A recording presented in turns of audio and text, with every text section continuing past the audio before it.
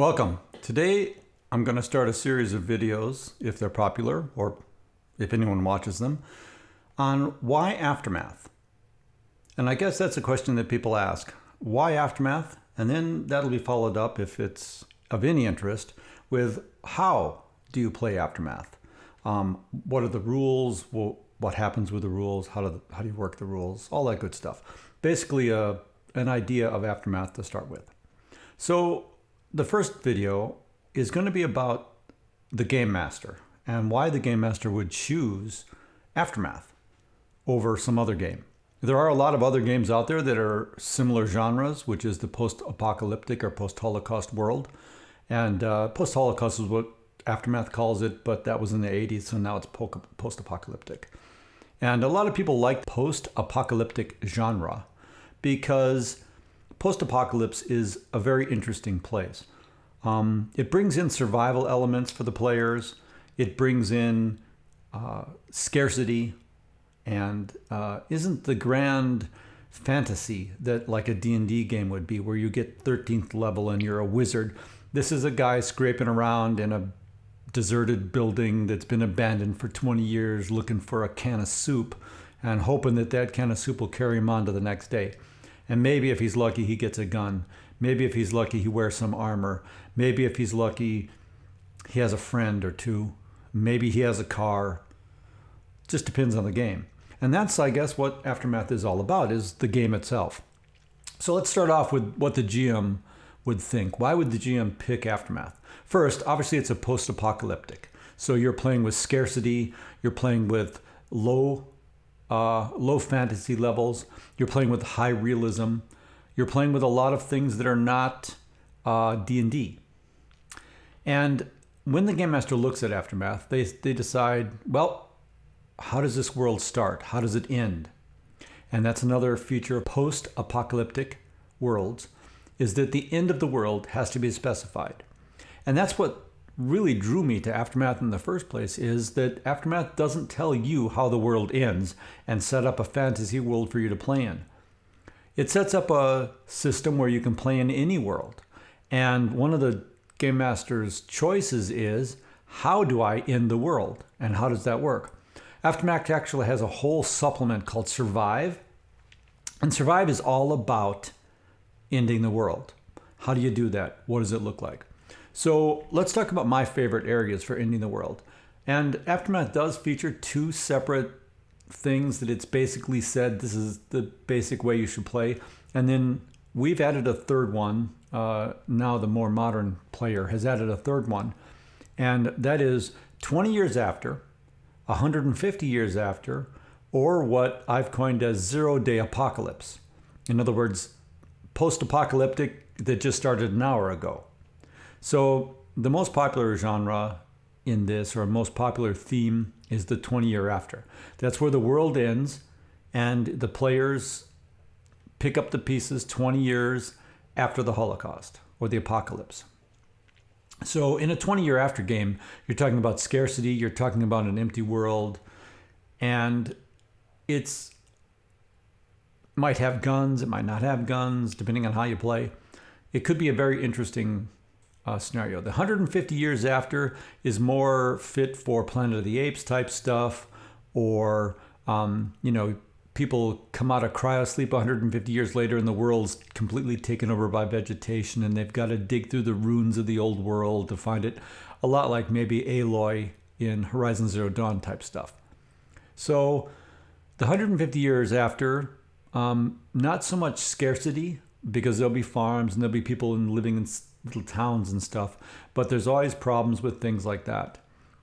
And the zero-day apocalypse is a modern world that starts off with an apocalypse of some sort. One of the ones that I set up was a zombie apocalypse, where the game starts right with a zombie apocalypse. And for more advanced game masters, and if you're careful and your players are pretty decent, you can do a post-apocalyptic world that starts a week before the apocalypse. I actually did that in my latest zombie game. The players were introduced to the apocalypse 7 days prior to the apocalypse hitting them. Now, they had the advantage that they knew for sure the apocalypse was coming because they had actually seen it and was able to get away from it. But for 7 days, they had to live in a world where everything was normal and an apocalypse was pending, and they knew for a fact it was coming. Pretty much everybody knew it was coming, but most people didn't believe it. So there was that whole I don't believe the world's going to end kind of thing or whatever. And the players had to navigate through that modern world with police and banks and stores and credit cards and money while they were waiting for the apocalypse to catch up to them, which was a very interesting thing because they wanted to arm up. They just pulled out their credit cards and they went to the gun store and bought some guns. It was kind of a neat little thing. And then the apocalypse did catch up with them, and their big thing was don't get arrested for doing anything prior to, or during the beginning of the apocalypse, because being in jail is a really bad idea during a zombie apocalypse, especially if you starve to death stuck in your cell. So there was that. The neat thing about Aftermath is you can play any type of apocalypse. And book 3, the Aftermath book 3, goes over a lot of different scenarios. Hammer of God, the comet hitting the Earth. There could be a nuclear war, post-apocalyptic virus scenarios, like the movie Containment or World War Z, a zombie thing. It could be pretty much anything you can think of. Aliens, I ran one where aliens attacked the Earth and the characters woke up into an alien world. And literally quite alien, as the aliens had done some terraforming while they were unconscious or in their cryo chambers. So the game can be anything you want it to be. And that's what makes Aftermath so appealing to game masters is there is no set theme book that you pick up and read 200 pages of how the world's going to be. You literally think of how the world's going to be and make it that way. In the last couple of years, we've run zombies, aliens, time travel with extra time travel, just all kinds of different scenarios that you can have, and it can be anything you want, which is much more appealing than a game with a set thing, like a Star Wars type thing where you're in the Star Wars environment and everything is Star Wars. And if you really want to do that, that's a great idea. But if you don't want to do that, then Star Wars probably isn't a good thing. But try and play a Star Wars game in, let's say, Firefly universe, it just doesn't work very well because there's a lot of problems and you have to do a lot of work to get that to work. So Aftermath solves that problem by not giving you anything to work with, just some ideas. And then you build your world. So as a game master, it's not D&D. It's a little bit more crunchy. It's a little bit more detailed. It's a little bit more refined. And it's a lot smaller scale. In the average post-apocalyptic world, players aren't out there fighting to end the big bad evil that's, taken over the temple or whatever. They're out there looking for a can of soup.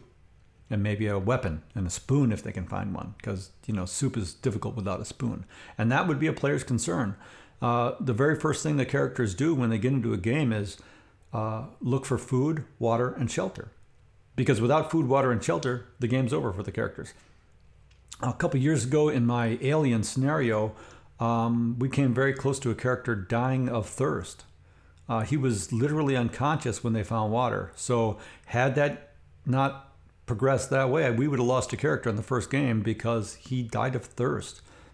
In other games, characters have died of lack of medicine.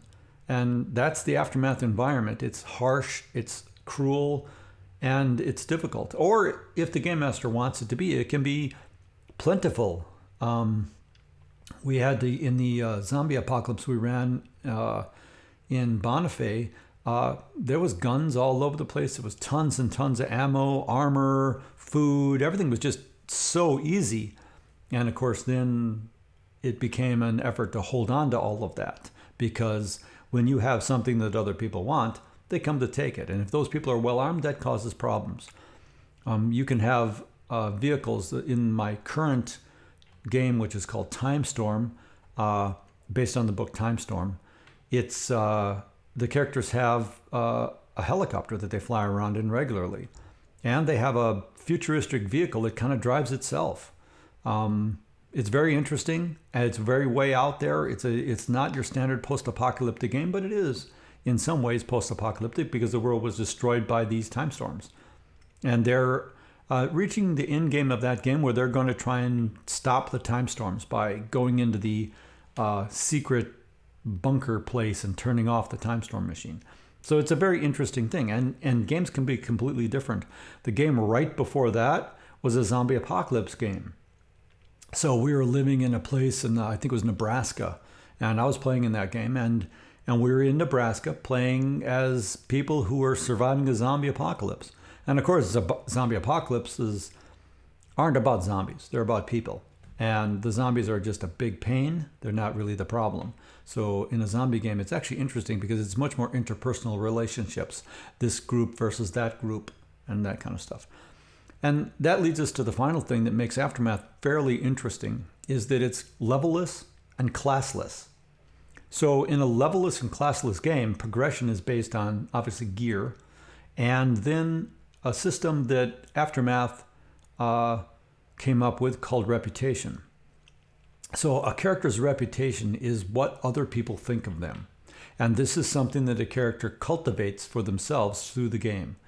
They decide who they want to be in the game, and then they play that way to gain that reputation.